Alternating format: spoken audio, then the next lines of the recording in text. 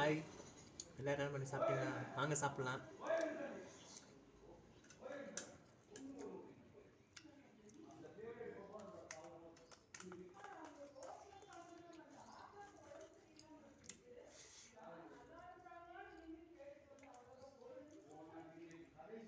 தக்காளி குழம்பு, அப்பளம், பருப்பு வடை.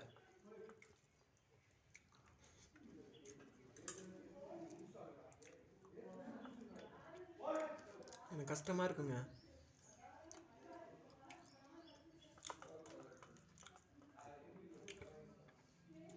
இந்த சாப்பாடு சின்ன வயசில் கிடைக்காம எவ்வளோ கஷ்டப்பட்டுருக்கோம்.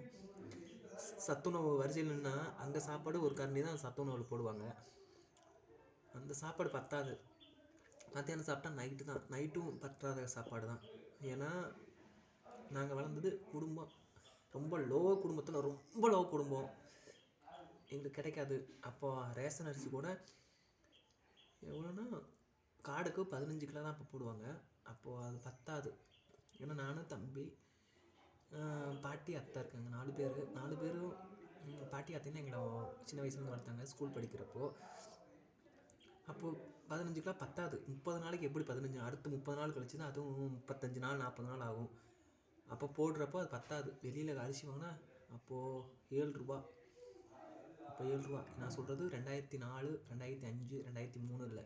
அப்போ 2005, 2006 20 கிலோவா ரேஷன் ஆட்டினு கிடைக்காது. இந்த சாப்பாடு எனக்கு ரொம்ப புனிதம். நான் சாப்பாடு எப்போயுமே வேஸ்ட் பண்ண மாட்டேன். பழைய சாப்பாடாக இருந்தாலும் அதை எப்படியாச்சும் தயிர் ஊற்றி கூட கரைச்சி வயிறு நினச்சிருவேன். ஏன்னா அந்த சாப்பாடு இல்லாமல் எவ்வளோ பேர் கஷ்டப்படுறாங்க.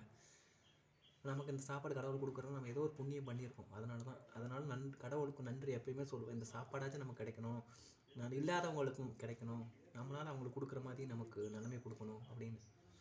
ஓகேங்களா?